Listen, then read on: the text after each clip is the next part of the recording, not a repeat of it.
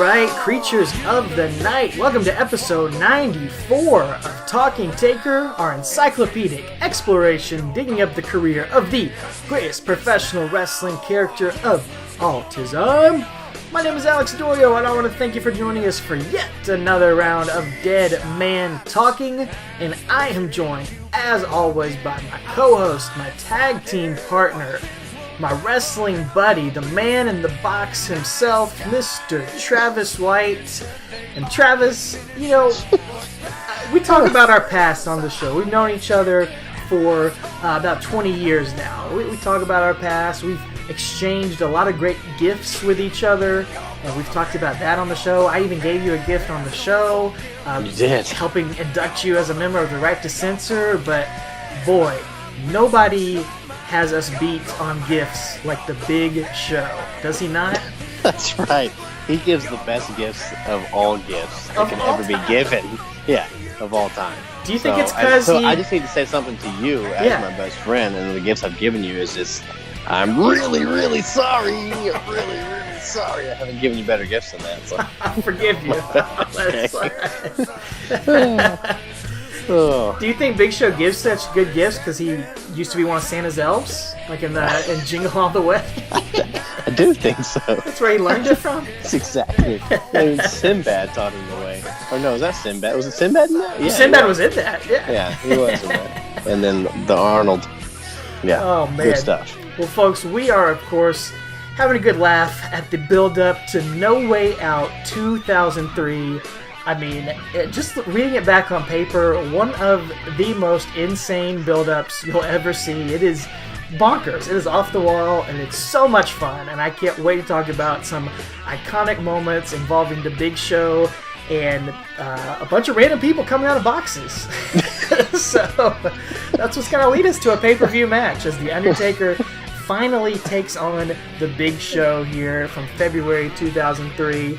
Man, let's dive right into it. We're going to recap the storyline going into it, talk about the match and its place in The Undertaker's career as we do every single week. So we will take our time travel motorcycle back to the SmackDown after Royal Rumble 2003, where The Undertaker came this close to defeating Brock Lesnar and going to the main event of WrestleMania. But instead, he gets the booby prize of going up against the Big Show here and No Way Out. You drew the short straw there, so that's for sure. But yeah, so SmackDown 179 on January 23rd, 03. It's a cold open. Starts with Stephanie saying that Taker's going to be back on SmackDown. She's got a huge surprise. She also has two other huge surprises for the fans at home. She likes to show off. But anyway, we get some more Nathan Jones promos. I just mentioned that because he's going to... We're like teasing... We're like Marvel, setting up future episodes here. You know, just dropping little Easter eggs. So I want to say this Easter egg is actually spoiled. We just dropped Nathan Jones promos, so 2 thumbs down. But he's coming. He's like when you see Falcon and the end scene of a Marvel movie. It's just disappointing. You know, no one gets excited about that. Oh well, Josh Matthews, who is, I guess, fresh off his stint from Tough Enough, maybe? I don't know. He didn't make it quite, but he's a massive tool. And he is going to interview the Big Show, who looks like he just walked out of a Big and Tall, like, men's store. I mean, he looks off-the-rack suit, man. Off the rack, off the charts. It's incredible, man. It looks awful. Yeah. Well, Josh Matthews goes to interview him about Taker's return tonight, and he's like, "Are you concerned?" And then Big Show just wraps his giant hand around Josh Matthews' face, pulls him in real close like they're going to make out or something, and then just pats him on the face like a baby and walks away. It's like, it's very Heidenreich-esque, what's going to become Heidenreich. You can't bring up Nathan Jones and Heidenreich in the same episode, Travis. You're going to drive all our listeners away. Well, I'm really, really sorry. Oh, that actually does mean something, ladies and gentlemen. We'll get to that in a minute. Yeah. Well, Taker is walking up to his bike backstage, and he's rocking a nice new outfit. He's got a red Big Evil shirt on, so he's changed the color scheme to red. You know, he rides out to just a fantastic fantastic ovation, and he gets in the ring and he says, four of the best words from that Aaron Lewis from Stain has ever said in his life. It's been a while. Exactly. That's it, man. He says, it's been a while. And the crowd's pumped, man. They're excited. And he says, since he's been gone, there's been way too much talking, not enough butt kicking on SmackDown. I agree. Absolutely. Yeah, without question. So he says all he's been thinking about the last 3 months is that. And he says, I got one thing on my mind tonight, and it's revenge. I'm here tonight with nothing but bad intentions. Which that's classic Taker stuff, man, right there. So good. Yeah, great stuff. And then he rolls that beautiful bean footage of the Big Show's attack. They put him on the shelf for 3 months, and then calls out Big Show to come get some, and says, if you don't come out here, you're not going to walk out of this arena tonight. So just kind of threatening Big Show. And then it is the Big Show. He comes out. The world's largest vice principal, the Big Show. He looks so stupid. He does. World's largest vice principal for sure. And he comes out on the stage and in his gigantic suit, and he's threatening to beat him up again. That's what they do. And he says that if he comes down there, he's like, neither one of us is going to come back, or both of us aren't going to come back up that ramp. It's just going to be one of us. We're not going to both walk out. So he says, though, that he has a contingency plan. He says, I'll come down that ramp, and he takes his jacket off, which, again, we know in wrestling, just bare-chested nudity is ready for, fighting, So, the more clothes come off, the more intense it's going to get. And these are men wrestling, not the Braun Penny thing, because they're all littered throughout this build-up. If you watch the rest of these shows, and it's always Dawn Marie and Tori every week. They had a best of 7 Braun Penny series. Best of 7 months, I think. The best 7 months of my life.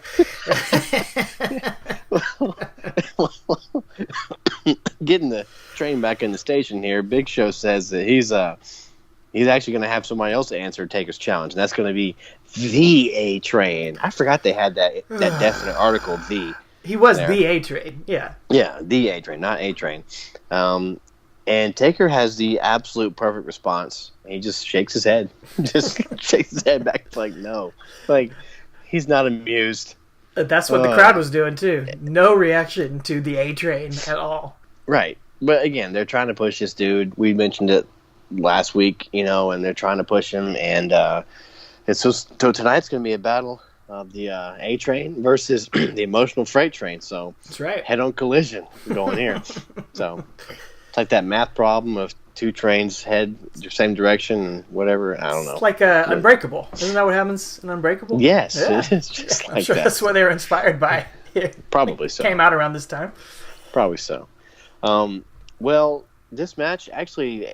A-Train gets a lot of offense. Again, they're trying to push him, and Taker's a company guy, and he must see something in him because he lets him get a lot of offense. And Taker does his signature spots, and doesn't seem like he's lost a step at all to me, man. He's looking great, looking awesome. That time off has been really good for him. And in my opinion, A-Train gets way too much offense, but whatever. But and speaking of that, he kicks out of a choke slam, which is rare back then. Yeah, it's a big deal. Big deal for that to happen and for Taker to let that happen, And Taker makes him tap, though, to the TCB Dragon Sleeper. So hadn't seen that in a little bit. So it was good to see that come back. And, again, making a big boy tap out was nice. So, and I did want to mention this, that Stephanie's surprise later on was that the return of Hulk Hogan. So the reason I mentioned that, I know we're talking Taker, but, over on Raw, Steve Austin's coming back. So we've had about a 10-month, maybe 9-month run here without Austin, and Hogan's been gone for a little while since last summer. So just kind of as we talk about the changing of the business, those 2 big names, 2 of the biggest names of all time, and The Rock have been gone for a while. So they're all 3 going to come back into the picture here around WrestleMania time. WrestleMania season, bring the stars back. Exactly. The beginning of that, really. We kind of talked about this is really the first time that's happening, or maybe last year a little bit, but the part-timers starting to take over around WrestleMania time, the biggest time of the year. Yep. Well, that rolls us into SmackDown episode 180 here on January 30th, 2003. To continue the story with Undertaker and Big Show, Massive Tool Josh Matthews is going to speak with Paul Heyman. And Paul Heyman is... Is that like his entrance name? Yeah. Massive Tool Josh Matthews. Investigative journalist Michael Cole, Massive Tool Josh Matthews. He's talking to Heyman. Heyman is continuing the questionable fashion choices by wearing a scarf here tonight. Looks a little bit like a Tool himself, but whatever. He's Paul Heyman. He can pull it off. And Matthews is asking if we will finally see Big Show answer Undertaker's challenge tonight. And Heyman reiterates that Big Show said last week if the two of them met, then one of them would not make it to the locker room. And he's implying that Big Show would be the one to take out Undertaker. He's saying Undertaker is an animal. He doesn't really want a match. He wants revenge. So Big Show is going to have no part of it. And when Undertaker arrives here tonight, he will be very disappointed because the Big Show has the night off. I was not disappointed in that. I was excited. Well, it turns out Big Show's going to get the month off, basically. I don't know how he managed that. The time off schedule in WWE is very strange. And he didn't have to get thrown off the stage. He just gets a whole month off. Just takes a month off. Yeah. Well, Heyman is talking to Big Show on the phone backstage because Paul Heyman's got his cell phone as usual. He's got a flip phone here in these days, though. But he's kind of freaking out because he saw The Undertaker arrive earlier tonight. And out of the corner of his eye, he notices a young man making his Talking Taker debut here. The very young, the Brian Kendrick. Just like we had the A-Train, we've got the Brian Kendrick here. Fresh out of Shawn Michaels Wrestling School, man. Which Brian Kendrick? A Brian Kendrick? The Brian Kendrick. Oh, okay. Oh, man, I tell you what. I was a fan of this guy. Yeah, he had a lot of hype surrounding him online. Of course, him and Daniel Bryan, or Bryan Danielson back then, the most famous graduates of Shawn Michaels' short-lived wrestling school, and Lance Cade as well, famously graduated from there. But even back then in 2003, I remember reading a lot online about these two guys and being excited about them possibly debuting. He may have even competed in Ring of Honor at this point. I'm not sure. I can't remember exactly. Yeah, it had just started in like 2002. March, February of 2002. So I think he might have been there for a little bit. Yeah. But talking about questionable fashion. I mean, how would you describe the sweater he was wearing backstage, Travis? 2 thumbs up. It is like it's the most Cosby and like Danny Tanner like sweater of all time, but it's like 15 years later. But it's grunge, amazing. Like I could see like grunge, Eddie Vedder wearing it in '93 also. Oh like, yeah, it's is it like peach? It's got like a flower on it or something. Yeah. It's fantastic, man. It's just you could definitely see like. Speaking of a Man in the Box, like Lane Staley rocking it from Alice in Chains concert, it's like wrapped around his waist or something. So yeah, it was awesome. I loved all of it. Well, Heyman points out. You're that kid that was trained by Shawn Michaels, right? Yes, sir, Brian Kendrick. It's nice to meet you. I'm sure it is. Heyman, he's giving him this great idea. He's like, I managed the last 3 WWE champions: Kurt Angle, Big Show, Brock Lesnar, and I make people stars. So I have an opportunity to make you a star tonight, Brian Kendrick. And Kendrick says, oh, yeah, I'd do anything to make it in this business. So we leave it at that, wondering what Paul Heyman could be talking about here. And we go into the exciting matchup of Bill DeMott versus Rikishi in a real wrestling match that aired on network television. This is the 3rd straight week, bro. The 3rd week in a row that they have wrestled. The 3rd week. They wrestled the week before Rumble. They wrestled last week. I didn't cover it, and then they wrestled this week. It is insane. You talk about matches getting repetitive in 2019. Who wants to see these two J-Browns roll around? Not J-Browns, but, Rikishi is what he is. But him and Bill DeMott had no character at this point. No. There was nothing to it. They were just scraping the bottom of the barrel. Sorry. Go ahead. I'm sorry that we have to talk about this happening. Are you really? I'm just kidding. Well, Undertaker hated seeing it too because Bill DeMott, he wins the match, and before he can even make it backstage, Undertaker tries to run him over on his bike on the way to the ring, thankfully. Because he just can't wait to get out to the ring. We cut to commercial, and we come back with Taker. He is just chilling on the ring steps with the microphone. I need to see this footage that happened during the break of Taker talking to the crowd for 3 minutes. Yeah. I bet it was great. Undertaker is saying, So I guess this is the time that I'm supposed to tell everybody about all the things I'm going to do to Big Show, and I'm supposed to entertain you with my wit and intellect.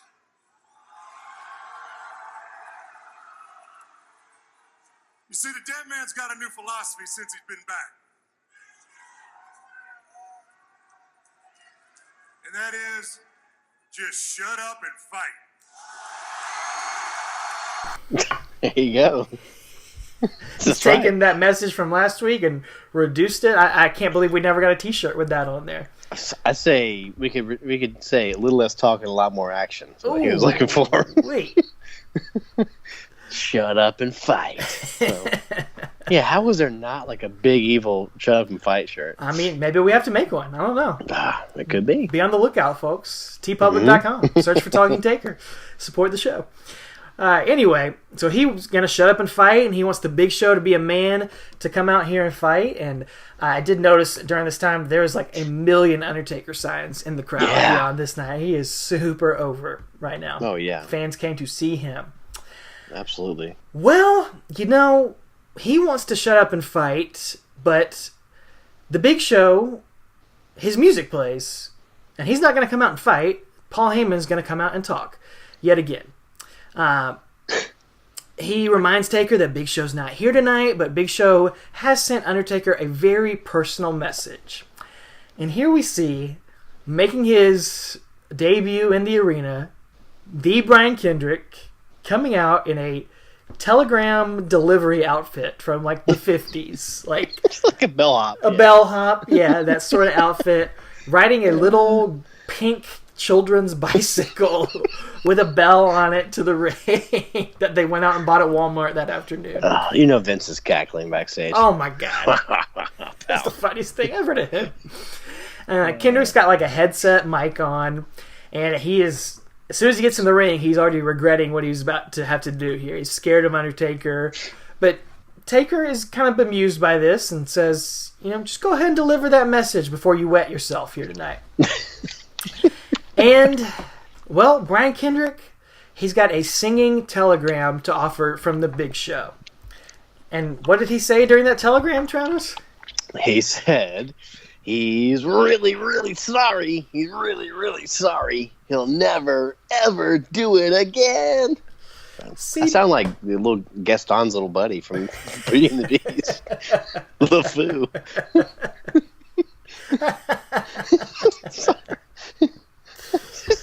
Somewhere in there is what Brian Kendrick did. Yeah. Somewhere in there. But, oh man. Dude, he is great. He gives it his all, man. He gives it his all. He is, man. Brian Kendrick is awesome here. Like, we can't put that over enough. He's playing the character perfectly. He goes all in on it, and we've seen 1 million extras on WWE television. You have to do stupid stuff like this, and 9 times out of the 10 they're terrible. But Kendrick was great here. He was not embarrassed or ashamed at all to go out there and do this. And Undertaker gives the greatest WTF stare ever to this kid. He sells it perfectly too. Oh yeah, I cannot put over Taker's his subtlety here, and what he's about to do next too. He's hilarious, just his subtlety. Yeah, this Taker whole segment's is great. one funny guy. Yeah. So Undertaker asks Heyman if this is supposed to be funny, and Paul is just incredulous, saying, "No, this is supposed to be an apology from the Big Show." And Taker says, "Well, I've got a message for Big Show.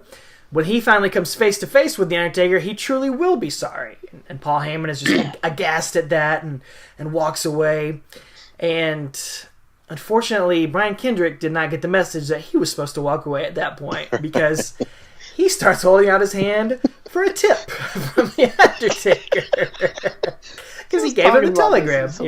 Yeah, it's so funny. And Undertaker's like, okay, kid, I see you got a lot of guts, not a lot of brains, but a lot of guts, and I like somebody who's got guts. So Undertaker pulls out his wallet from out of his jeans and gives Brian Kendrick a fat stack of hundreds, man. Very generous of him. Peels off a few hundreds and gives it to him, man. And he even asks for an encore from Kendrick, as Taz calls Undertaker a true sweetheart. But before Kendrick can hit the big finish on his song again, Undertaker hits one of his biggest finishes ever and just soars Brian Kendrick up for a last ride. And then, like a true heel, he walks over and steals his money back from Brian Kendrick's pocket. And that's the subtlety I'm talking about. It was just hilarious. Like, goes to walk away, stops, turns around, goes back, grabs the money. Like you said, just like a heel move, but it's Taker, so it's fine. So it was awesome, man. I mean, what a bizarre segment, and in lesser hands, this could have been a disaster.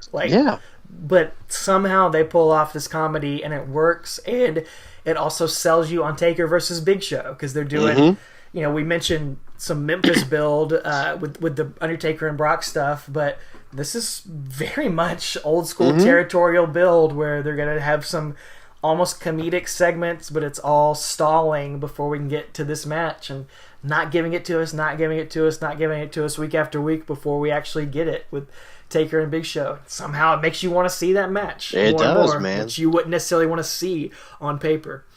Yeah, exactly. And again, kudos to Kendrick for pulling this off, man. He, again, one of the top two standouts, trained by the greatest, Shawn Michaels.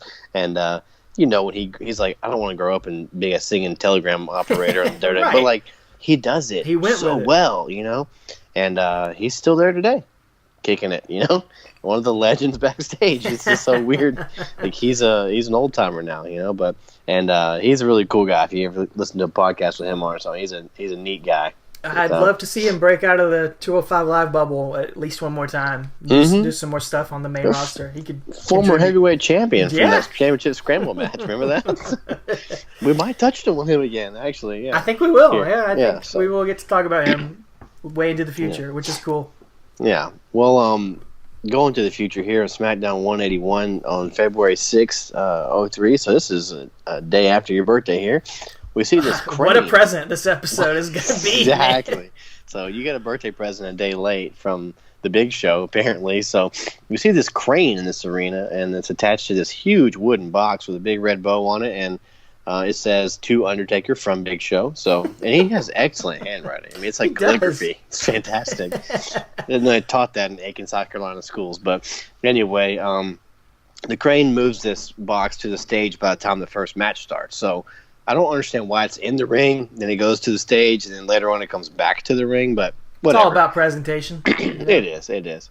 So later on, Heyman comes out to the top of the ramp, and he stands next to the big box here, and he asks the monkeys that he hired to bring the gift to the ring to take for Taker's gift. He says, take it to the ring. So we go to commercial, come back, and we see Taker's in the ring, and he's like looking at the box, eyeing it, checking it out, and Heyman says last week that Taker turned a deaf ear to the singing telegram, and he says that Big Show is not here again tonight, and the crowd actually pops for this.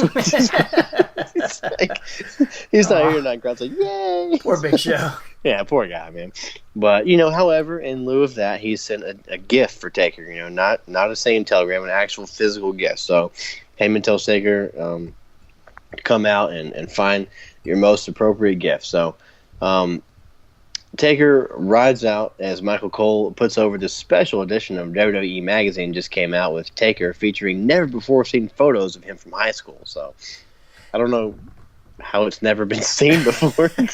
They just never developed. They just found like the film in like the dark room. Just developed. They got the exclusive. But I tried to look some stuff up on this magazine. When I saw the cover and Googled it, I remembered that magazine being out in the stores. And I think we talked way back on an early episode about sitting in the grocery store magazine aisles Yeah. back in the day as kids. Our parents would just leave us there while they shopped. Oh, yeah. Unattended, reading wrestling magazines. That's a relic of a bygone era, but I remember that magazine. I couldn't find like scans of the magazine, so I would venture to believe some of our creatures of the night out there probably have that magazine. So if any of you guys out there want to share some of those unseen pictures or interesting stuff from that magazine, we'd love to see it. Hit us up on social media at Talking Taker on Twitter, Facebook, or Instagram, because I couldn't find anything on it, but would love to see it, folks. Oh, for sure. Yeah, I couldn't find anything either, but I got a feeling some of our listeners might have this. I know one in particular that might have it. Okay. I think he might have one. We'll see if he usually comes through for us. We'll see what happens. But anyway, so yeah, Taker comes out. He's eyeing the box and kicks the door. Then he opens the door, and he cannot believe what he is seeing as out from the box comes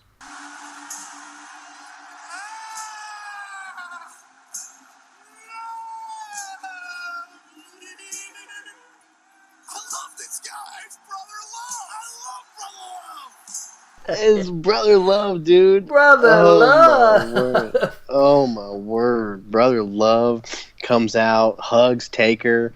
And again, those of you who have been with us from the beginning, you know that this is the man that brought Taker to the dance here. He was his original manager before Paul Bearer. Day 1, so episode 1, Survivor Series 1990. Man, and a part of history that was kind of ignored by WWE a lot of the time, but they, selectively reference it here. Right. And I mean, I think we last saw Brother Love. Well, he was at WrestleMania X7, but last really saw him like in 1996 doing anything significant on TV. So this is a true blast from the past here. And, you know what Bruce Pritchard says about people coming out of boxes. You're over. Or Jim Cornette actually says Jim that. Cornette. Pritchard says Jim Cornette says that. Come out of a box, you're over. So here's Brother Love getting over again, so he must be over. But yeah, he comes out because they're in Philadelphia, I believe. That's the whole thing here. City of brotherly love. Yeah. So Brother Love says, it's good to see Taker again. He's got a message of love and forgiveness. He says he should forgive the Big Show. And he says, do you remember who brought you here to the WWE? I love how he says that. He just enunciates the WWE. Yeah. From one icon to another, do you remember the lessons of love and forgiveness? So it's just great, man. And Pritchard's having a blast doing it.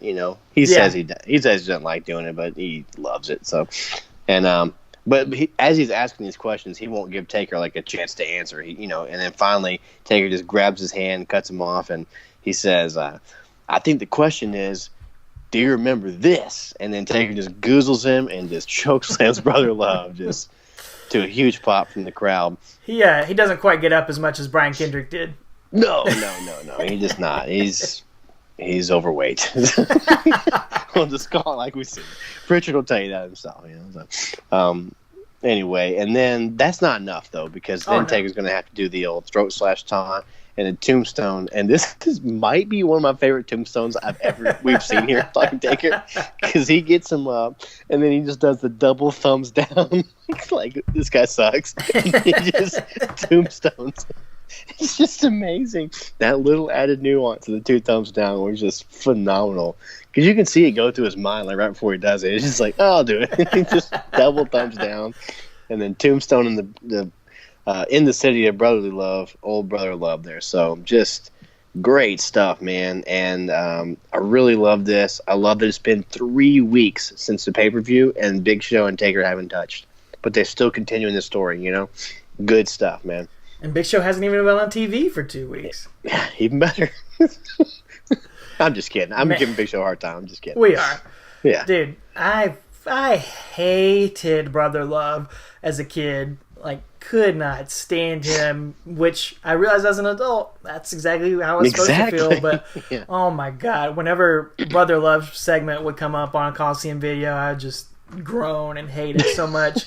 But his shtick where he would ask the question and then put the mic in their face and yank it away before they can answer. Oh my God, it's such a great heel shtick. Looking back on it, knowing what I know now about wrestling, it's perfect because I did hate it as a kid, and it was really well done. He does it perfectly here, but He slides right back into that role. He does, like man. an old comfortable pair of shoes here, man. It's just great. So, and someone who only had shoes on is go ahead and tell us what our boy Brian Kendrick was doing the rest of this night. Well, after that momentous debut with The Undertaker, he's going to steal a page out of our boy Midian's book and try to make an impact. Not a good book. The Book of Midian by streaking, by picking up that gimmick. And he's actually inspired by Sean O'Hare doing that Devil's Advocate gimmick that he did short-lived that I think, Sean O'Hare. oh man, we all loved it back then. We loved the potential of that gimmick, and it just never clicked into anything besides really cool vignettes. Kind of scares me a little bit about Firefly Funhouse. Like, I hope those are more than just really cool vignettes, but I would say Bray Wyatt's a bit more talented than Sean O'Hare, even though we were big fans of his at WCW. Yeah, he's from Hilton Head, South Carolina, man. I love that dude. I remember I got a Dosey magazine with him as a bunch of guys from Power Plant, and they were in it. And I'm at Hilton Head on vacation reading this article, and then boom, he debuts on TV in Natural Born Thrillers. I was so excited, man. Wow. I was a huge fan right then and there. So, yeah, can you imagine that dude was around it? I mean, obviously he's passed away, but imagine if he was on the roster today. Like, he would be a stud because he can actually go, and he's a big guy, you know? Like, he was ahead of his time, you know? He was, man. The Shanton Bomb, and, you know, he's just a guy. I'm sure WWE would say, oh, he just couldn't cut it, but I always got the impression they just didn't know what to do with him. Like, I feel like he was talented. Exactly. He did his best with stuff, but they, he had the WCW stink on him a little bit. Like, if he had come up in OVW, I think he could have been like a Batista type guy. Yep. But he had he and Mike Austin very similar in that. Like, both big guys that can fly around and do stuff. But yeah, I think you're right. If they both come up in OVW, they'd have been stars. Yeah. But anyway. That's a shame. Well, let's take it to SmackDown 182 on February 13th, 2003. So we're right before Valentine's Day. So we're going to get, another wonderful gift from the Big Show. Another big present from him. And another giant box is up on the stage here. Perfectly written out to Undertaker from Big Show on there. Later on in the night, after Tori Wilson gets invited by the Girls Gone Wild guy to come to their spring break pay-per-view, we see the next big gift lifted on into the ring. Are we covering that show next week, Travis? Yeah, it's a bonus show. It's on our Patreon. Private Patreon. We'll cover that. Oh, man, this dude was a sleaze. He just looking at him, man. He was creepy. Yeah. Well, Paul Heyman is out with that gift in the ring, and he says that Big Show is his favorite client. He runs through all his clients, and he's got a long list of them at this point, but Big Show is his favorite. Has anyone else ever...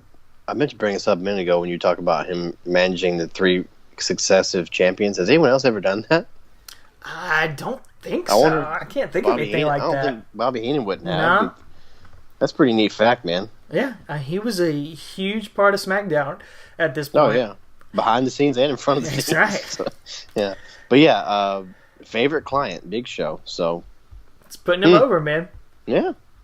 He runs down how Undertaker rejected a singing telegram and a man of the cloth. But tonight is going to be different. Only Heyman could get it over like that. And tonight's gift from Big Show, it requires a little bit of culture. Hint, hint, wink, wink. So Undertaker's music hits, and Paul gets that signature sinister smile on his face. And Paul's like excited. He's even doing Undertaker's fist bump to the chest and saluting Undertaker as he comes out, playing these mind games with him. But just like last week, Heyman leaves before the Undertaker can hit the ring and goes to stand up at the top of the aisle. And Undertaker's circling the box. The announcers are speculating that maybe there's candy or roses in the crate since Valentine's is coming up tomorrow. It's just a giant supply of both of those. Yeah, it's a lot of candy. Instead, Undertaker opens the box, and we hear some words that, if you go back in the history of the show, is going to make us very excited. Who better than Kanyon? The hell? Oh, yeah. Well, that is what you hear on the WWE Network if you watch this. If you watched it live, you would have heard this. Well, do you really wanna make me cry? Boy, George. Do you really wanna hurt me? Oh my God. Do you really wanna make me cry? His brother love when you need him. The big show's really sorry. Coming out of the box is Chris Kanyon, dressed up as Boy George, from singing the Culture Club song from 10 years ago. 15 years ago, from the 80s. 15, probably mid-80s. Oh, golly. Dude, he has the greatest beard. He has that, he shaved the inside of his beard off. He just has the outline of it. It's amazing. It is amazing, and it is so bizarre and out of left field. We haven't seen Kanyon in 2 years. He's coming for revenge, man. From SummerSlam. He is, man. Yeah, we haven't seen him in a long time, and they finally were like, you know what? I got an idea. I got an idea. Dress Remember Boy him up George? But Boy George, or he looks like Jack Sparrow, which that movie hadn't even come out yet. And oh wow, yeah, yeah. But this had to be a rib on him because he's because he was gay. Yeah. And, I mean that was not a fact back then, but it probably was in the locker room during that time. So this is all very strange, and it adds to the strangeness because it is edited on the WWE Network. Yeah, I was doing one of those things that we've done during this time. Do I remember this right? Because I watched it on the network and I thought I remembered him singing Culture Club, and I had to scroll through YouTube to find a clip of the actual thing, but it's very heavily edited on the network. I guess it's one of those things where they didn't have the music rights, but maybe not, as we'll discover here in a little bit, because instead it's a voiceover of Kanyon saying, "Who better than Kanyon?" And it's really the video is heavily edited. It shoots to the crowd, shoots to Heyman. You can see Kanyon talking, but his lips don't match up with what he's saying. And he says on the network, he says, "There is one better, and I can learn a lot from this man," as he sneak attacks Undertaker from behind. It doesn't really make any sense. I don't know when they recorded that or where they got that clip from. It's very weird. Yeah, it didn't make any sense. But the point of it is that Kanyon is going to end up sneak attacking Undertaker in both sets of footage here. And getting that SummerSlam 2001 revenge for him and DDP. And he tosses Undertaker outside. But Taker, he quickly recovers and tosses Kanyon outside. He beats him up. He's tossing him into the table. And then absolutely destroys Kanyon with one of the nastiest chair shots to the head you will ever see anywhere.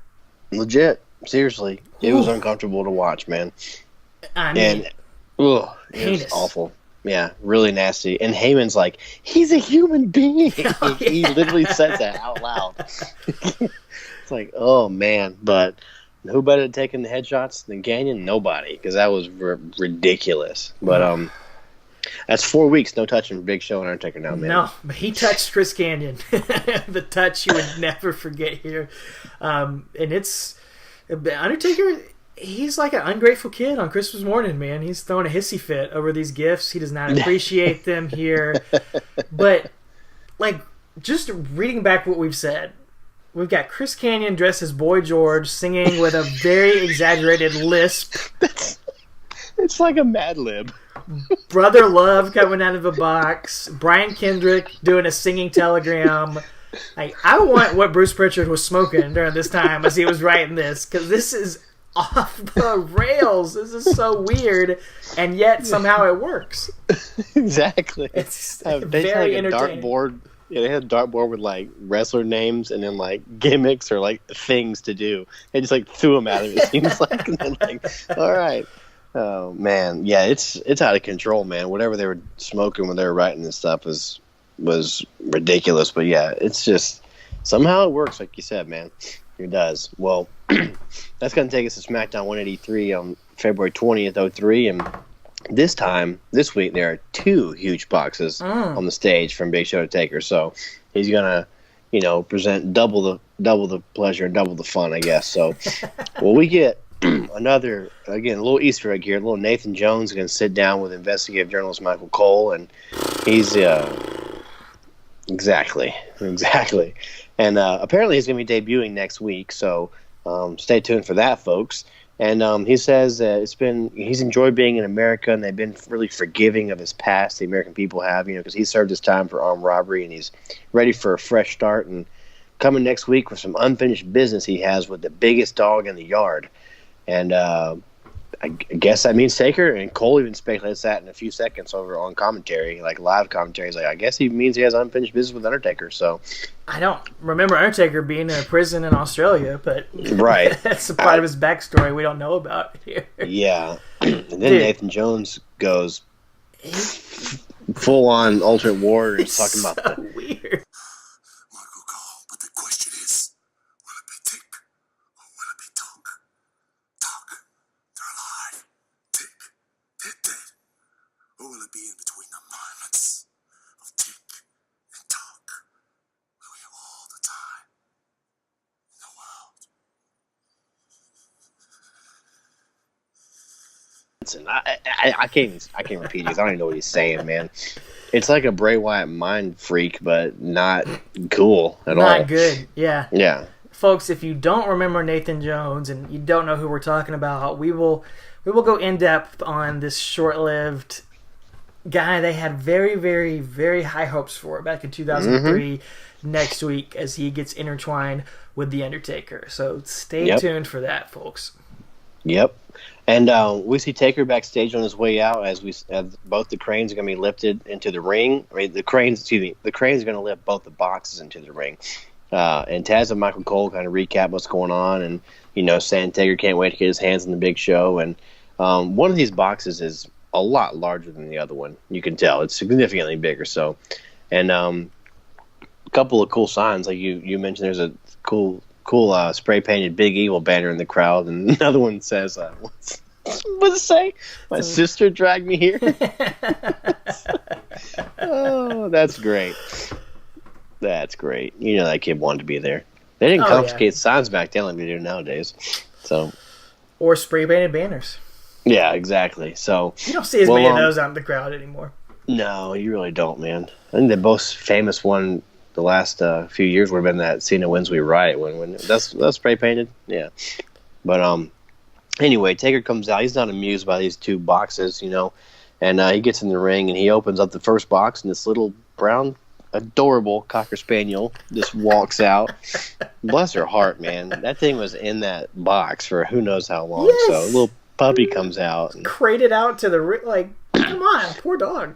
I know. Well, just the image of the Undertaker looking eyeball to eyeball with a Cocker Spaniel. It's just something that at this point in my life in 2003 I didn't think I would ever see, No. Because again, even though he wasn't one of my favorites, he wasn't the. I mean, we've gone on record saying we were fans, but he wasn't. We wouldn't have called him our favorite at the time, but just still seeing that and following his career as a fan, never would have thought of seeing him look like a Cocker Spaniel eyeball to eyeball. Just think about bizarre. The Undertaker we started talking about, or Ministry Undertaker. He'd be more likely to sacrifice this Cocker Spaniel and hold it up. It's like I said, man. This whole thing is just bonkers. It's bizarro world. Yeah. Well, he gives his dog to a production guy, and then he just. At the second box, I guess he just assumes the Big Show's in it, so he just kicks a hole right through the door, and doesn't last long because Big Show comes out of the crowd from behind him and starts beating him up and throws Taker into the box and punches him in the head and gives him a choke slam. Actually, gives him a big old Big Show choke slam. 4 weeks worth of, I guess, frustration that he hasn't. Welcomed his gifts he's been giving him, his apologies. So he spent so much money on these gifts and spent so much time handwriting those gift tags. Exactly. The cranes he had to rent to get him in there. Yeah. He had to rent 2 this night. So yeah, it gives him a big old choke slam, and Taker sells it well. He just lays flat on his back like it's devastating, and I just wrote that's to me no one want to know about wrestling. That's exactly how this part of the story should end. Like the heel has been absent this whole time. He's been doing these stupid things to the babyface to irritate him. The babyface can't get one up on him. The heel gets one more last thing up on him, gets the heat on him, and then the show's not winning. I mean, at No Way Out, spoiler alert, he's not going to, but he's not. And like, that's just exactly what you want going to pay-per-view. I'm so sick and tired of 2019 when the babyface is up before the pay-per-view too. Like, this is how it should go. This is 101. It is. I love it. I love seeing that. It was how it's supposed to be. So. But unfortunately, I think we learned why Big Show has never been as over as he could have been right here on this night, because he never came out of a box during this whole build-up, man. That's why Big Show never lived up to his potential. If he'd have just been in that box right there. One of those boxes, man. He'd been 10, 20-time world champion. Exactly.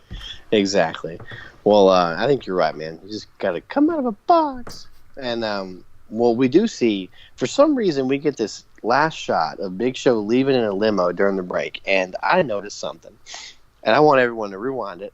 Again, this is SmackDown 183. Big Show leaves, and he leaves in the limo. And as the limo drives off, the camera focuses on the right side of your screen is going to have a cop, but it's like a little person or whatever, a midget, whatever you can call him. I'm not saying that in a derogatory way. It's a small person. And I have listened to Big Show on Steve Austin's podcast multiple times. On Jericho's, I've listened to Hornswoggle, and they both have said Big Show is terrified of little people, like literally terrified. Hornswoggle would just go up and like hug him and mess with him just because he's scared. So I think this is a rib, man. Maybe that's why he got out of Dodge. He saw the tiny cop, and he just got in the limo and left. Must have been. So, anyway, I thought that was funny. I completely missed that. I mean, I had to rewind it. It was a very small person. It's a cop. So very small moment on the show. It was, man, but what a way to cap off the build to No Way Out. Why was it necessary to watch him drive off? Like, I don't know. I guess it's to show his heelish ways. Yeah, he's running away, saying he can't wait to fight Undertaker, and he's running away from him, I guess. So, a little added touch. Well, he's going to ride all the way to Montreal, Quebec, Canada, February 23rd, 2003, a long limo ride over there for No Way Out 2003. And I think both of us had this one on DVD back in the day. And honestly, I have no idea why. I was thinking back, man. I was like, this is not a particularly strong card at all. I really wanted to see Austin's comeback. Maybe it was this great Evanescence theme song that the pay-per-view had. You had the CD, didn't you? Bring Me Alive. Yeah, dude. Wear a CD out, man. It's a good album. Who knows, dude? I don't know why I was excited to see this pay-per-view. Just looking back at the card, I was like, what? Yeah. There's not like a standout match on here. Well, I think it was because Austin returned, and then it's Rock Hogan too, man. And just Rock was so freaking entertaining at this point too, And I'll tell you another reason why. This was 2003, and the spines of the DVDs made that like it said 2003 once you got all of them together, and it was a picture. Kinda. Yeah. So each month was a different puzzle piece basically. So that's probably why we had them. And I just posted on Facebook earlier this week that I actually apparently had 2 copies because I had 2 wrapped in cellophane in my garage. So I found brand spanking new ones. So anyway, did you get all 2003 shows? No, I didn't. I didn't either. No. I know. I was disappointed in both of us. We should have done that. Because you could send in like the UPCs and get a free box. But I think. Oh yeah. That's what happened. But yeah. Yeah. Who knows, man? But we did definitely have seen this one before. Definitely enjoyed the show, I guess, back then. It's Chris Jericho too. It's great. Oh, the crowd's awesome. Crowd. Yeah. Jericho and Jeff Hardy had a fun little match, and then you get Triple H and Steiner too as well. Main event everyone was asking for. What? Wait, Rock and Hogan have wrestled twice 1-on-1, both in Canada. Yep. How crazy is that? Yep. How crazy is that? Never in America. Yeah, exactly. Never on American soil. So, man, yeah, that Steiner match again. Goes in his babyface and comes out a heel on accident because the crowd hates him.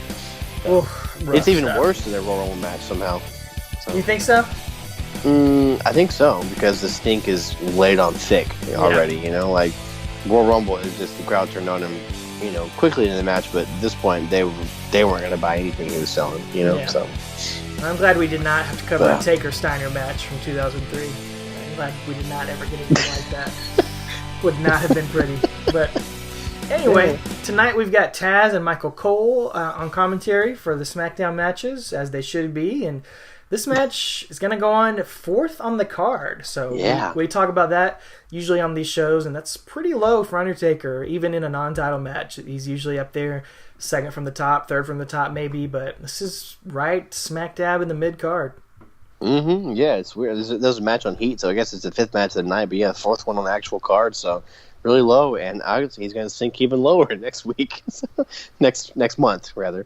Yeah. So anyway, but after Edge gets laid out backstage, we throw to a recap for Taker Big Show. I cannot remember why Edge got laid out. Was he hurt? Yeah, this was when he was out for. That's right. He got his broken neck. That's right. It was him and it's supposed to be him and Benoit and Brock against Team Angle, right? Right. 6 But then it just wound up being a handicap match because Edge gets But we get, again, the recap for Taker Big Show, everything we just talked about. But a couple episodes ago, you mentioned how they're selected with the song choices, and we talked about it tonight, their edits and stuff. Here, when you get Kanyon coming out of a box, his Boy George is intact. He's singing it. What are they doing, man? I don't know. There's no edit. It makes no sense. I love that there was no edit because I loved hearing the real thing. But, yeah, it was weird. WWE, please hire us to come fix this stuff for I you. know. Yes. Get the original footage. If you can put it in there once, just put it in there every time. They're like George Lucas. They just mess cut some stuff, don't cut some stuff, remaster the Star Wars movies. So, Well, the George Lucas to WWE, Paul Heyman, is going to come out with Big Show. I don't know what that means. He's going to come out with Big Show here, and I guess Big Show's jeans are in the laundry because he's just wearing his singlet tonight instead of the black jeans he's been wearing lately. But whatever. Dude, I'm not going to lie, man. I didn't hear a reaction for Big Show. Not Did much. You? I mean, Canadians react to everything. Exactly. Like, I really didn't. And I'm not saying that. I'm not ribbing on Big Show. I'm listening, especially because it's in Canada. They're always a rabid crowd. Like, I didn't hear much of a reaction, man. Like, either way. So, I don't know. But maybe because it's a foregone conclusion, Taker's going to stomp the muddle in him. So, I don't know. Yeah. But and whatever. Did you realize that this is it's hard to believe, but this is the first pay-per-view match between Undertaker and Big Show. Like, wow. It is. They did their tag team run, and it looked like that was going to build to something, but then Undertaker went away. We thought. Yep. Yeah. And then SummerSlam 2000, they built it up, but then Kane replaced Big Show last minute. And so they fought on TV a couple times, but it seems like even at this point, surely they fought 3 or 4 times on pay-per-view, but this is the very first time. Wow, that's great. I didn't even think about that when we were doing this, so that's weird. Yeah, you just kind of take it for granted that because of their history, they've appeared on pay-per-view before, but they haven't, so really cool. Well, something else that hadn't appeared on pay-per-view before is Taker rocking these new leather pants he's got. It's got Big Evil written in silver, man, and I dig it. It looks I love good. the change, man. It looks good. He looks in great shape. It's just, he looks phenomenal. Time off has been good to him. He really does look shredded, like he hasn't in a while. Yeah, it looks good. Well, he gets right in the ring, and as he does, Show, powders out and gives him the ring and is doing his heel stuff, and Taker just backs into the top rope, puts his arm over it, and backflips out of it. And starts beating on Big Show. Punching Big Show. I guess his match is going to get started. So that's classic Undertaker, man. Yeah. Just fighting before the bell rings. It's good to see it back. We hadn't seen it in a while. Yeah, it's been missing. So he's got it going on here. So it's good. And then he's punching him on the outside, and then Taker slides in the ring, and then Cole then has to remind everyone how big of a moron he is. And he just goes, and now the big dog waits for his meat. Classic I wish you would say Coleism. that about Roman Reigns nowadays. Don't wish for it, because it might come true. The big dog. I'm so tired of hearing that name. Well, Undertaker, he didn't want to wait, man, because he is starting this match off with his little skull cap on, as if he's Grandmaster Sexay or B Squared or something. He's just very aggressive to start this match off, dude. Dishing out elbows and then hits the apron leg drop to start things off. And Paul Heyman is just like he was during that Hell in a Cell. He's just screaming in agony, no! It's the worst thing ever at the very beginning of this match. It's already awesome. Oh, yeah. It's good stuff, man. He adds so much. And like you said, Taker even drop kicks Big Show, like a short drop kick. Not like a standing, but like when he's getting in the ring. It's really neat, though. But then I want to mention Taz's commentary because he has some interesting comments that at the time when you're watching this, it won't make sense until the ending of the match comes. But so put yourself in 2003 shoes. But he's talking about how he talked to Taker backstage for 20 minutes earlier, and Taker talked about how the athletes of this generation are bigger, stronger, faster, and smarter.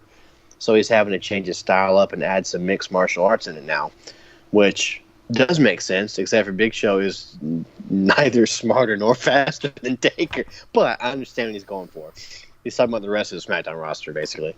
But again, it'll make sense in hindsight once we get to the finish of this match here. But I just wanted to note that because, like I said, the finish of this match is strange for the time, but it's really cool in hindsight. So, and it's awesome to hear the commentators building up the story of what we're going to see in the match before we even they're setting the scene for you.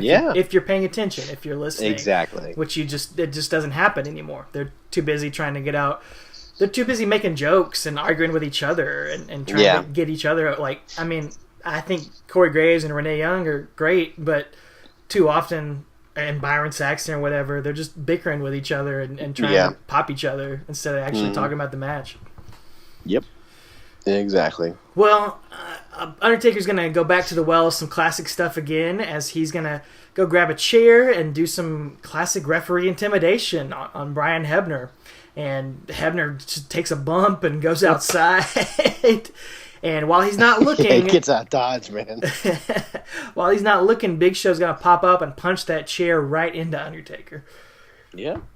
Punches it right into his face, and then Big Show's on the offensive now, and Taker is going to get the upper hand for a second, and then Show's going to miss a splash in the corner, and Taker tries a body slam, but Big Show because he's a big guy, he just falls on him for a 2 count. And the story they're trying to tell is that Taker's bad back.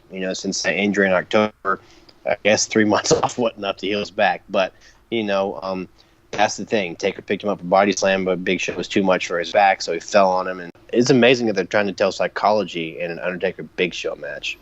It is, dude, and I really appreciated that. We're going to see this throughout the whole thing of Taker not being able to hit his big moves on the bigger Big Show. It's really good storytelling. The Canadian crowd is all in on it, and this is really, I don't know if this is the very first time, but it's in the early days of them doing the 2 every time somebody does a 2 count. It might have been the very first show we ever heard that, but it's one of the first.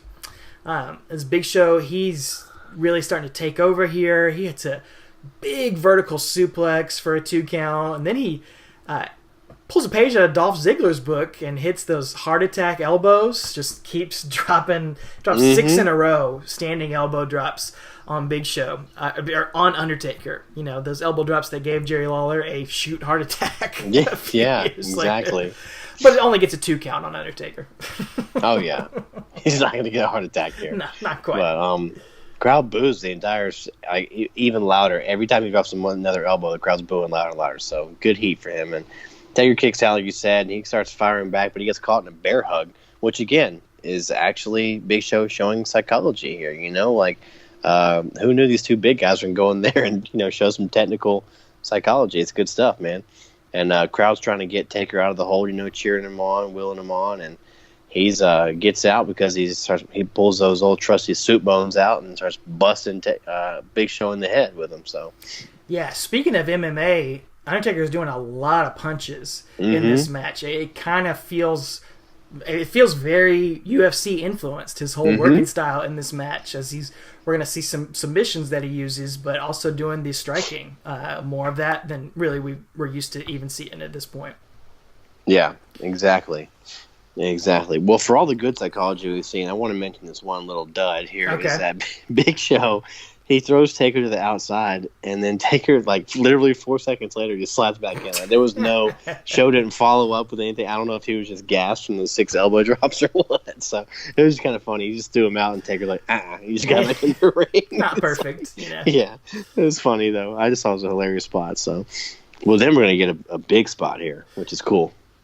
Big Show hits a big old headbutt on the Undertaker and busts Taker open, and I don't know if he busted himself open a little bit too, but there's blood on both guys' foreheads off of this.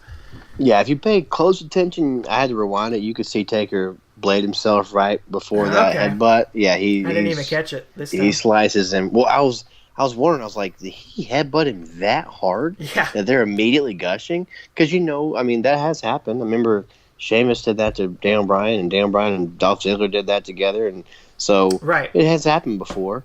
Especially, I think those Japanese guys do it all the time. But anyway, I was like, let me go rewind that because I don't. And I said, you see Taker blade real quick, but it's gross though. So it's not No Mercy level. No, not even close. But this is a lot. He's throwing a lot of blood here in this era. You know, he is. You know, it's the last 3 matches we've covered have all had blood in it. Yeah. Well, Heyman is on the outside. He wants Big Show to go for the kill. He's telling him to kill the legend, and he's screaming. And this Montreal crowd is screaming too. They are chanting, "Taker, Taker, Taker," and he's trying to show some signs of life. But Big Show is just continuing to dominate him here. He is, and then Taker's going to intimidate Hebner again out of the ring. Seeing Brian Hebner run away from Undertaker is great, man. I love it. So it runs in the family. And then Taker's going to hit a couple stinger splashes and going for a chokeslam, but he can't get Big Show up. You know, he can't lift him up. So again, who knew this was going to be psychology? This is not Bret Hart he's facing; it's Big Show. So, but it's cool stuff. Well, Undertaker ducks a pair of clotheslines from Big Show and then hits one of his own signature jumping running clotheslines for a 2 count. He wrenches the arm on Big Show and is able to hit Old School, but Big Show stays standing off of this one. He can't quite knock him down. And so Undertaker, he's going to go for that chokeslam again, but Big Show goes for one of his own, and so they double goozle each other, and as they're fighting to get that chokeslam, they bump into Brian Hebner, and Taker uses the moment to hit a Death Valley blow. Dude. Quick shot in on Big Show. Kicks him right in the old pants, man. Just definitely showing some heel stuff, you know. And then Taker hits a running DDT, which is always a great spot to see, and gets a 2 count. And then we see bloody face Taker. He's signaling for the last ride, but he can't quite get Show up, you know. I don't think he could have got Show up on a good day. No. So his back wasn't hurting. So, yeah. And then Big Show reverses out of it, and he's been watching some tape this month that he was off. That's right, dude. He's been watching old Arn Anderson. Saw a clip of WrestleMania X8 and hits a little spine buster. Not Arn Anderson level, but still pretty good. He gets a 2 count off of it. So every time Undertaker tries one of these big moves, Big Show reverses it and gets a 2 count off of it. It's nearly this close to putting Undertaker away. And Show, he's been watching some Undertaker tape too, because he hits Undertaker's move. He hits the Snake Eyes on Undertaker and hits a clothesline for another 2 count. Yeah, he does. And Heyman is encouraging Big Show and just, kind of just saying, like I said, to go for it and to kind of get Taker down. And Big Show is yelling for Taker to stay down. And then they both kind of get up. And I think Big Show's going to try to do something. I don't know. I'm not sure it's an actual wrestling move, but lifts him into some weird position. Yeah, and as he does, Taker reverses it and locks in the Taker Care of Business, which again we've seen him put the A Train out with recently here, so we know it still works on big guys. So Heyman hops up on the apron, and so Taker lets go of the TCB and goes after him, and then Heyman gets back up to distract the referee, and then the A Train comes rolling into the station, and he knocks Taker over, and so Taker is just like, F it, and he runs, hits the ropes, and out of nowhere hits that flying cow dive over the top rope, on to A-Train and Heyman. We hadn't seen him do this in a while, but I know. I loved it. The crowd loved it. Oh. They popped huge. It was an awesome moment. That might be why we bought this DVD. Maybe that right there. It's worth it. Because I did not remember that was coming at all, man. Like, and just seeing it out of left field, you know, in my opinion, was crazy. Like I said, Montreal loves it. We love it. It was awesome. And seeing him take Heyman down was awesome. You know, Heyman's been a thorn in his side since his whole thing with Brock, you know, so it's been cool. Taker's not like a Finn Balor who's going to do a suicide dive in every single match. Right. And he saved this for big moments. We've only seen a handful of these. So to see him bust it out here, you knew you were getting something special. Oh, yeah.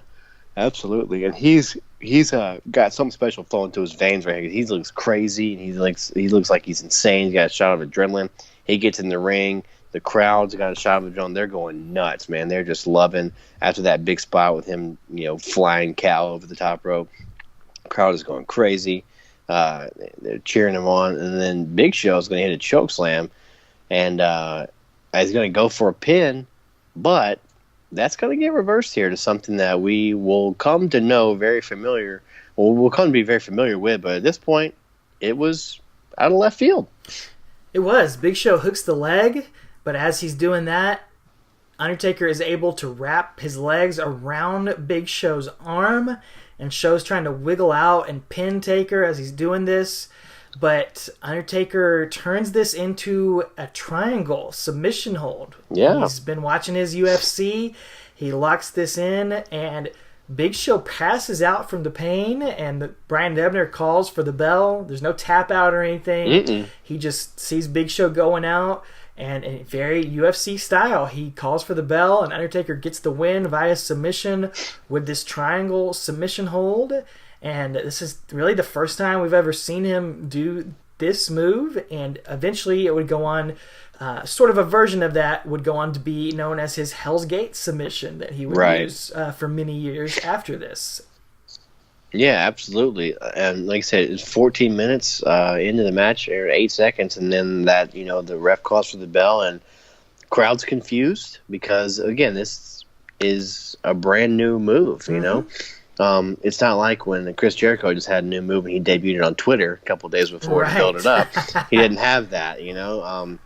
Taker had to debut it here, and so it's kind of, it was unexpected for sure, but commentary is putting over the way that Taker adapted, you know, to the Big Show was able to, you know, thwart all of his attacks, and he had to come up with something new. So again, totally out of left field. I like it. I dig it. I like where it's going because we have the benefit of hindsight, but really did throw the crowd off for a second there. But you know, they're happy Taker won. Obviously. Yeah, I mean, it's not a typical wrestling move either. Right. Exactly. Yeah.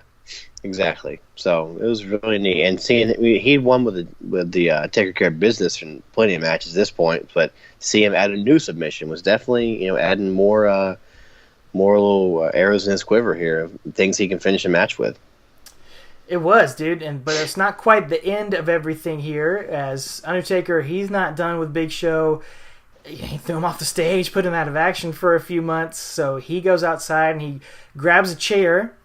But the A-Train comes rolling back into the station, cuts him off, and hits the derailer, his little choke slam bomb on Undertaker. And I'll tell you what, man, I hate A-Train. I can't take him seriously with his stupid friggin' nipple rings. But he did show a lot of intensity in this little moment. And, you know, he hit that move with a lot of power and a lot of strength. And, you know, another guy, I might have been really into this, but this furry idiot with nipple rings and the bull ring through his nose. I know he could come in this room right now and destroy me and murder me, but I can't take him seriously. Like, I can't be intimidated by this guy. I know. We feel the same way. We do. But yeah, they were giving him the old big test push here, the DNA push. Both these guys are always getting pushes. And it ain't happening, but we'll see. Again, Big Show, A-Train, and Nathan Jones are three names we keep mentioning, and they're all going to come back next week. So we see A-Train and Big Show, A-Train helping Big Show leave, and they go up the ramp with Heyman, and Taker's, you know, looking bloody still, and he's looking at the crowd, and the crowd's cheering him on. And it was this wasn't my favorite match we've covered, but I really do like the ending, and it was a good psychology, man. Like I did not expect this. It wasn't bad at all, but it wasn't my favorite one we've seen, so far. But I really did kind of dig it, though. Dude, I would say I liked it even more than you did, man. I thoroughly enjoyed this. Maybe I had just the lowest of expectations because it's Big Show and Undertaker, and just in my mind, I was dreading it getting to this point. I didn't think this was going to be a fun one at all, and maybe it was just the build-up putting me in a good mood, being so silly. But yeah, I thought these two guys knew exactly how to work with each other. Yeah, Undertaker especially, he came to work tonight doing his doing that giant dive to the outside. And I just really, really appreciated the story that they told throughout the match. It was perfectly enjoyable professional wrestling in my book. I would watch that any day out of the week, man. It was a fun match. It was like 3.5 stars for me. Not the best thing in the world, but total thumbs up for me. Totally unexpected. And I would recommend it if you haven't seen it and just looking for a random fun match to watch. It's not in the upper echelon of matches, but surprisingly entertaining in my opinion.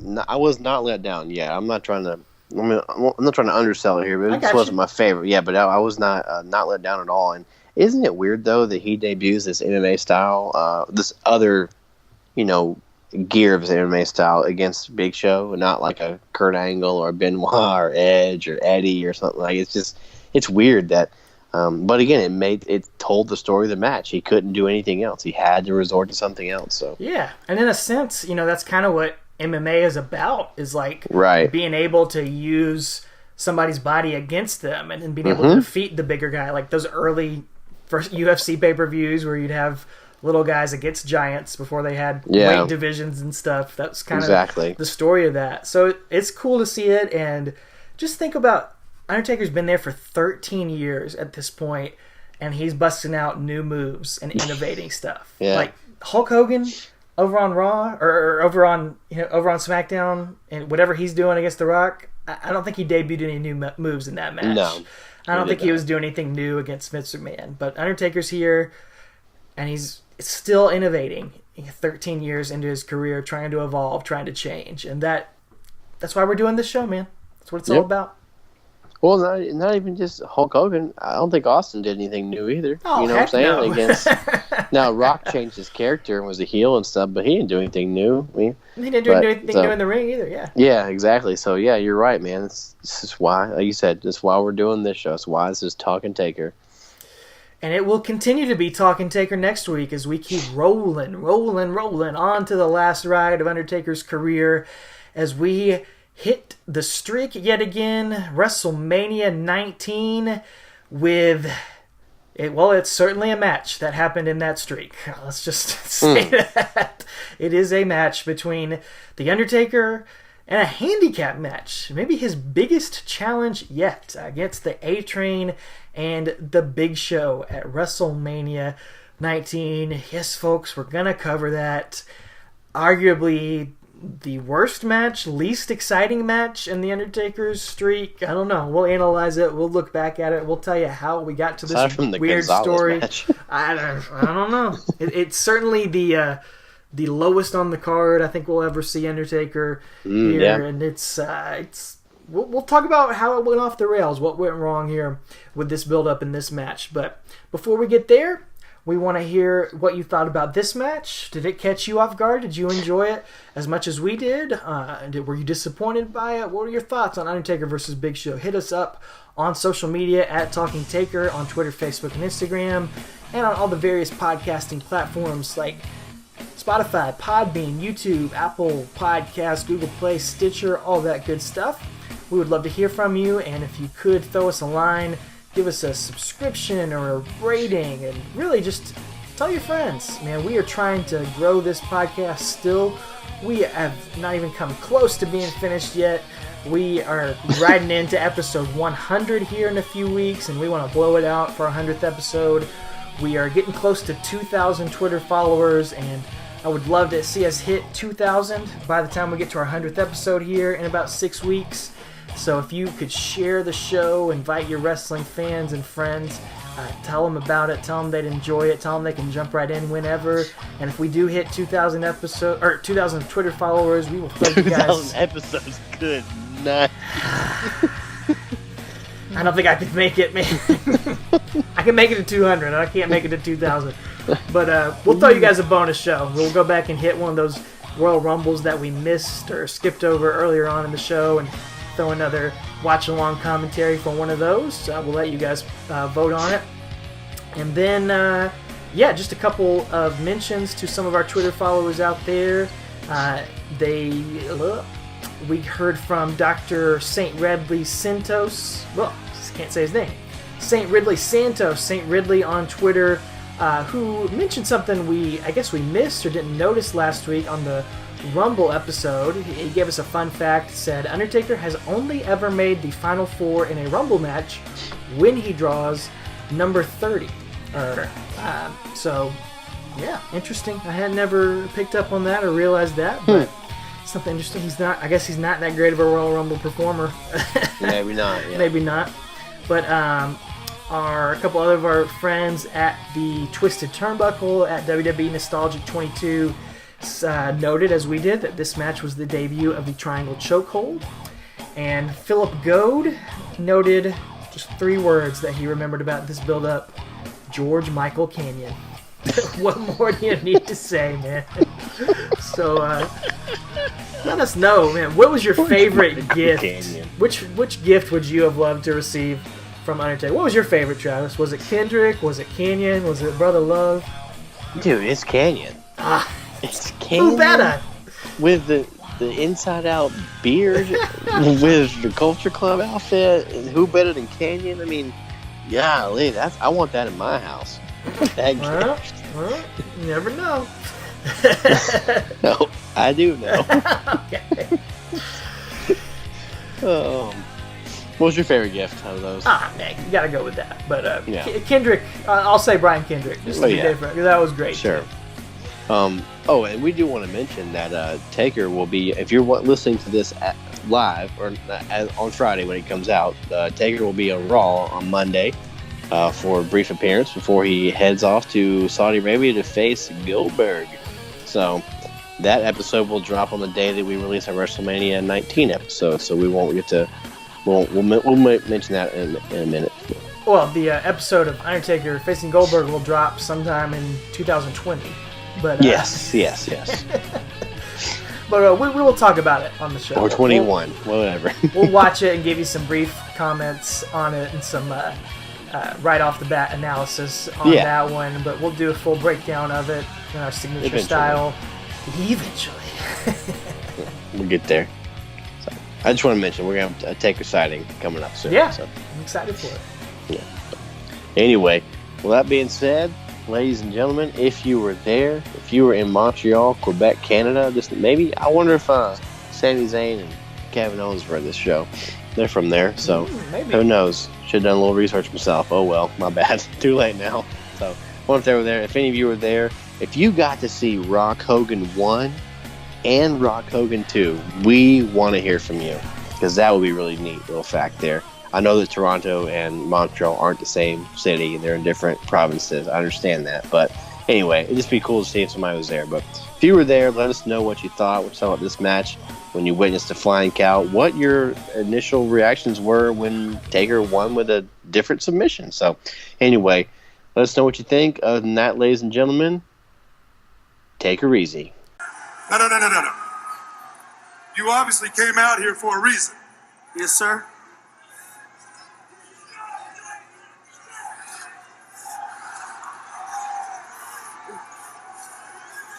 Well, before you wet yourself, you might better give me that reason. Well, sir, I have a singing telegram from the Big Show.